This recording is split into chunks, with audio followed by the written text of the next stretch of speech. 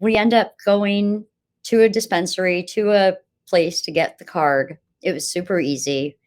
Um, but I was so overwhelmed. And I mean, I got gummies, I got chews, I got all kinds of products that go first pass digestion. I didn't find any relief with those.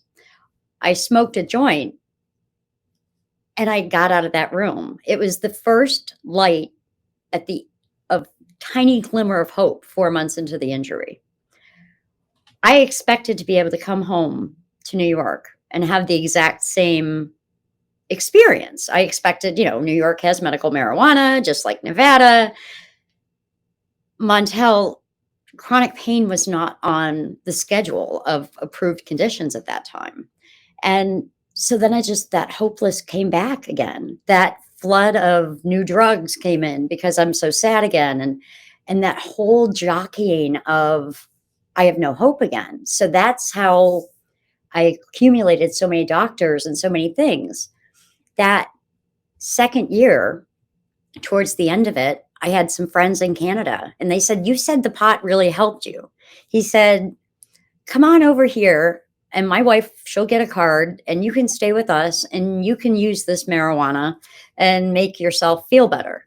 And I'm like, dude, it's not that easy. I mean, this is like, it's going to Canada. You won't be able to bring it home. Montel, I became a Canadian cannabis medical refugee, literally for 2.5 years up until COVID. Wow. I would literally go to Canada, and that's where I learned the very most about cannabis and how it's used, and the research, and the data, and the experiences of other people.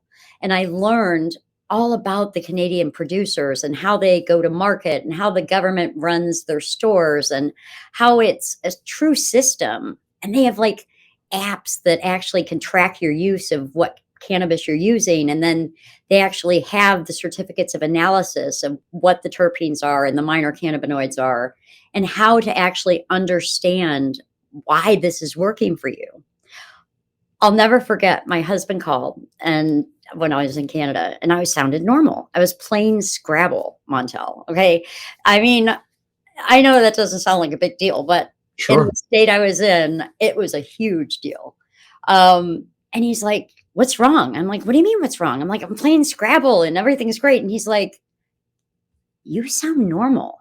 Like the first time in a year he had heard me actually have some sync to my voice, actually have some pep in my talk. And